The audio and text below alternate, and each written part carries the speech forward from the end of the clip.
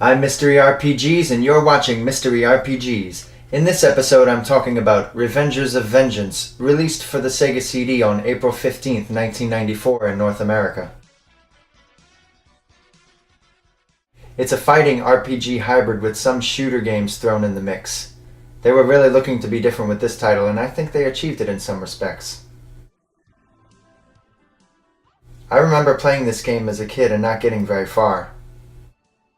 I rented it from a local video game store along with the Sega CD itself and a few other games. Me and my friend eventually abandoned this difficult, sluggish fighter in favor of the other games we rented with the console. I revisited Revengers of Vengeance recently and was surprised when I beat it in one sitting. In a couple of hours I had figured out how to win the fights and level up my character adequately. That's right. Your character can be leveled up in this fighting game if you're playing the Quest to Destroy Venom mode. There are 10 fighters to choose from and 2 non-playable boss characters, one of which is a total cheap pain. They do have a tournament mode for all the fighting game purists, which is like your standard arcade mode.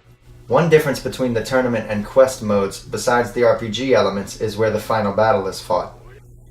You fight the final battle in the town in tournament mode. The final battle in quest mode is fought on the island. There's also a mode called the Arena of Death, where you create your own characters based on the 10 playable and watch them fight each other. You can't actually control your fighters here though. You just watch them beat each other up. The outcome seems to be based on the values you set for your fighters when you create them. This may be for some people, but not for me. I came for the RPGs.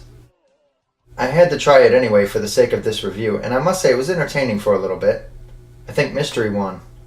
The main draw for me here is playing the Quest to Destroy Venom. This mode revolves around the City of Vengeance, the one town in the game. It's the place where you can do all the things you would in most RPGs. Like heal up in the inn, have some caffeine in the pub, shop for stat-boosting weapons, armor, and items, and visit the gym to train for more stat gains. I found the items in the stores to be a better stat boost than training at the gym due to the fact that your fighter may or may not train depending on their stress level. Stress is one of the many stats that can change not only your character's ability, but even some external factors like the price of the inn and such. It also drains your health to train at the gym, so you will have to spend more money at the inn to get your health back to go fight in the areas outside of town. Fighting is where you gain money and experience. You can also sell items that enemies may drop when you win, if you can't use them. You even get something for losing. Aww. One of the most important places in town is the fortune teller. Here you can level up your fighter and get hints for a fee. I didn't realize how to level up until later in the game, so I had to beat most of the fights at level 1. When I finally figured out how to cash in my experience points, I went straight to level 9 for the endgame. On a side note, there is also a guild in town where you can take jobs, sometimes for a fee, and play shooter-style minigames.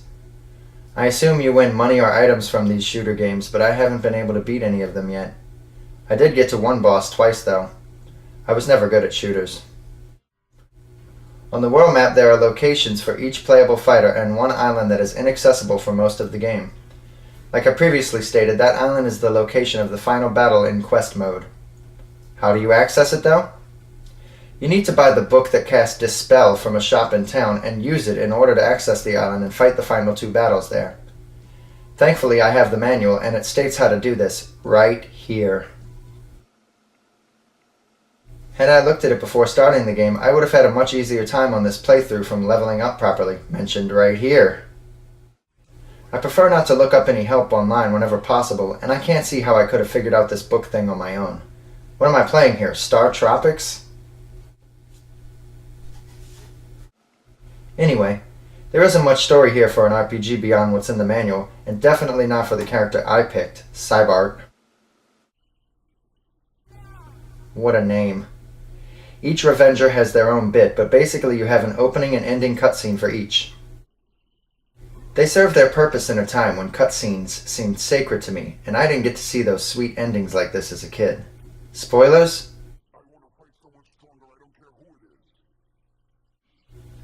You're just a fighter here on a quest to destroy Venom like the name suggests. All in all, the game can be pretty fun. I could see myself playing it again in the future, even though the moveset for each character is nothing too complex, and the fights are bogged with slowdown. It's a rare hybrid RPG fighting game from the mid-90s, and a game I have childhood nostalgia for. I guess the reason I wanted to revisit this was no big mystery. Have you played this one? Let me know what you think in the comments. Mystery RPGs. And the music is amazing.